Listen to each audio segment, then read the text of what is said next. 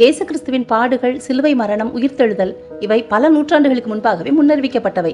அதில் மிக முக்கியமானது ஏசாயா 53ஆம் அதிகாரம். அதில் உள்ள வார்த்தைகளை கருத்தோடு கேட்போம். எங்கள் மூலமாய் கேள்விப்பட்டதை விசுவாசித்தவன் யார்? கர்த்தருடைய புயம் யாருக்கு வெளிப்பட்டது? இளங்கிளையைப் போலவும் வறண்ட நிலத்திலிருந்து துளிர்க்கிற வேரை போலவும் அவனுக்கு முன்பாக எழும்புகிறார். அவருக்கு அழகும் இல்லை, சௌந்தரியமும் இல்லை. அவரை பார்க்கும்போது நாம் அவரை விரும்பத்தக்க ரூபம் அவருக்கு இல்லாதிருந்தது. அவர் அசட்டை பண்ணப்பட்டவரும் மனுஷரால் புறக்கணிக்கப்பட்டவரும் துக்கம் நிறைந்தவரும் பாடு அனுபவித்தவருமாய் இருந்தார். அவரை விட்டு நம்முடைய முகங்களை மறைத்து கொண்டோம்.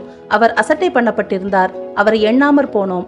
மெய்யாகவே அவர் நம்முடைய பாடுகளை ஏற்றுக்கொண்டு நம்முடைய துக்கங்களை சுமந்தார். நாமோ அவர் தேவனால் அடிபட்டு வாதிக்கப்பட்டு சிறுமைப்பட்டவர் என்று எண்ணினோம்.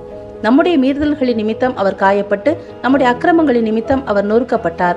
நமக்கு சமாதானத்தை உண்டு பண்ணும் ஆக்கினை அவர் மேல் வந்தது. அவருடைய தழும்புகளால் குணமாகிறோம்.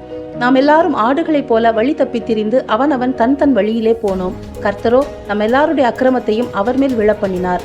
அவர் நெருக்கப்பட்டும் ஒடுக்கப்பட்டும் இருந்தார். ஆனாலும் தம்முடைய வாயை அவர் திறக்கவில்லை. அடிக்கப்படும்படி கொண்டு போகப்படுகிற ஒரு ஆட்டுக்குட்டியைப் போலவும் தன்னை மயிர் கத்திரிக்கிறவனுக்கு முன்பாக சத்தமிடாதிருக்கிற ஆட்டை போலவும் அவர் தம்முடைய வாயை திறவாதிருந்தார். இடுக்கணிலும் நியாயத்தீர்ப்பிலும் இருந்து அவர் எடுக்கப்பட்டார். அவருடைய வம்சத்தை யாரால் சொல்லி முடியும்? ஜீவனுள்ளோருடைய தேசத்திலிருந்து அறுப்புண்டு போனார்.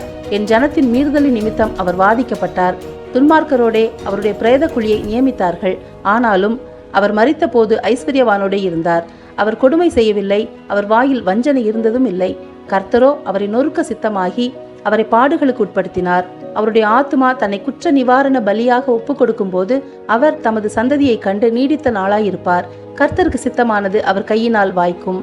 அவர் தமது ஆத்தும வருத்தத்தின் பலனை கண்டு திருப்தியாவார். என் தாசனாகிய நீதிபரர் தம்மை பற்றும் அறிவினால் அநேகரை நீதிமான்கள் ஆக்குவார். அவர்களுடைய அக்கிரமங்களை தாமே சுமந்து கொள்வார். அவர் தம்முடைய ஆத்துமாவை மரணத்தில் ஊற்றி அக்கிரமக்காரரில் ஒருவராக எண்ணப்பட்டு அநேகருடைய பாவத்தை தாமே சுமந்து அக்கிரமக்காரருக்காக வேண்டிக் கொண்டது நிமித்தம் அநேகரை அவருக்கு பங்காக கொடுப்பேன். பலவான்களை அவர் தமக்கு கொள்ளையாக பங்கிட்டுக் கொள்வார். நம்மை உருவாக்கும்படி அவர் நொறுக்கப்பட்டார். நம்மை பிதாவுடன் ஒப்புரவாக்கும்படி அவர் கைவிடப்பட்டார். நம்மை குற்றமற்றவர்களாக்கும்படி அவர் குற்றவாளியாக்கப்பட்டார். காரணம் அவர் நம்மேல் வைத்த அன்பு. அந்த மாபெரும் அன்புக்கு ஈடாக நாம் என்ன செய்ய போறோம்?